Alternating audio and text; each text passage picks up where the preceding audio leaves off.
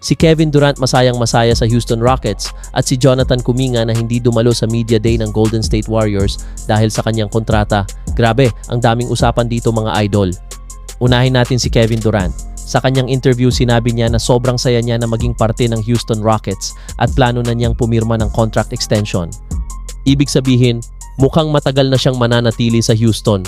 Imagine ninyo KD kasama sina Amen Thompson, Alperen Sengun at yung bagong sistema ng Rockets, parang biglaan silang naging contender sa West.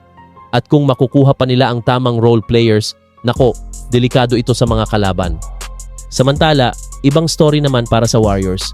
Absent si Jonathan Kuminga sa media day at ayon sa reports, hindi ito dahil sa injury o personal reason, kundi dahil ongoing pa ang kontrata niya at mukhang hindi pa sila nagkakasundo ng Golden State. Maraming fans ang nagtataka, magiging susi ba ito para sa isang trade?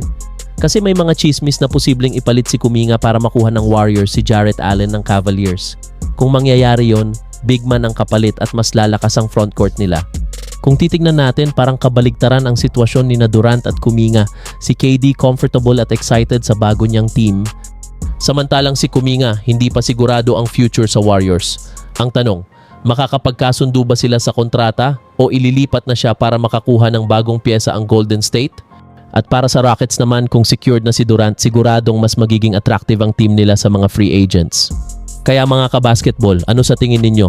Dapat bang mag-stick ang Warriors kay Kuminga o i-trade na siya? At sa side ng Rockets, magiging championship contender ba sila kasama si Kevin Durant? Comment down below at huwag kalimutang i-like ang video na to, i-share sa mga tropa at syempre mag-subscribe para lagi kayong updated sa latest NBA news. Maraming salamat mga idol at kita-kits sa susunod na video. Peace out!